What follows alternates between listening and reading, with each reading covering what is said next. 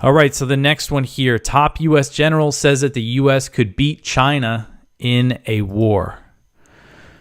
So, Chairman of the Joint Chiefs of Staff, General Charles Q. Brown, has said he is fully confident that the U.S. could beat China in a war that breaks out over Taiwan. When asked at the Aspen Security Forum last Friday if he thought the U.S. could defeat China, Brown said, quote, "Yes, I'm fully confident in our force. We are the most lethal, most respected combat force in the world. Now it's going to take all the nation if we go to conflict with the PRC, and I'm confident if we're challenged, we will be there," end quote. So the PRC is the People's Republic of China. Brown acknowledged the war would be a major conflict and said the U.S. was working to build up military logistics in the Asia-Pacific by stockpiling weapons, ammunition, and other types of supplies. He said, quote, "These will be major conflicts akin to what we saw in World War II, and so we've got to come to grips with that. Two, the PRC knows where our advantages are and the combat capability we can bring to bear. My sense is they'll want to go quick so they can do it before we can bring capability there," end quote. So he framed the U.S. military buildup in the region as an effort to deter a war. He said that the U.S. is, again, working to build up stockpiles. This is something apparently that they're doing in Taiwan. They're kind of keeping it a little secretive, but I believe they're building up like a weapons stockpile for the U.S. military in Taiwan. They want to do it in the Philippines and Japan. Of course, they have a bunch of bases in Japan and now expanding in the Philippines.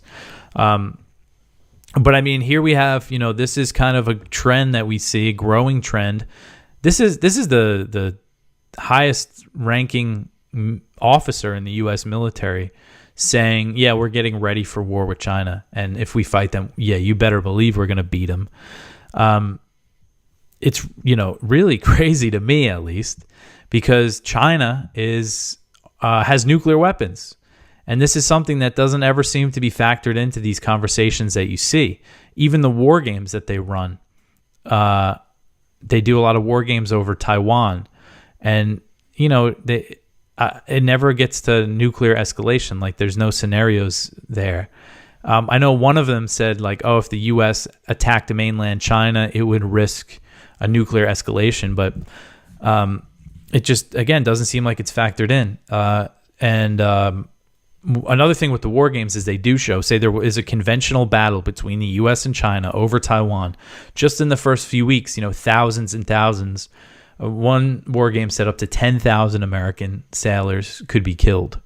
I mean, imagine that. That's more than were killed in Iraq. It's just it's just crazy that this is what they're planning, and it's really concerning. And it's one of the reasons why I try to make a point to cover this stuff with the Philippines and Japan and alliances that they're building, because this is what they're planning for. I know it might not seem like this is important to them right now with everything going on with Ukraine and Gaza, but the Pentagon says, China's the number one threat. This is the big war that they're preparing for. And they're preparing to fight a direct war, not a proxy war like in Ukraine.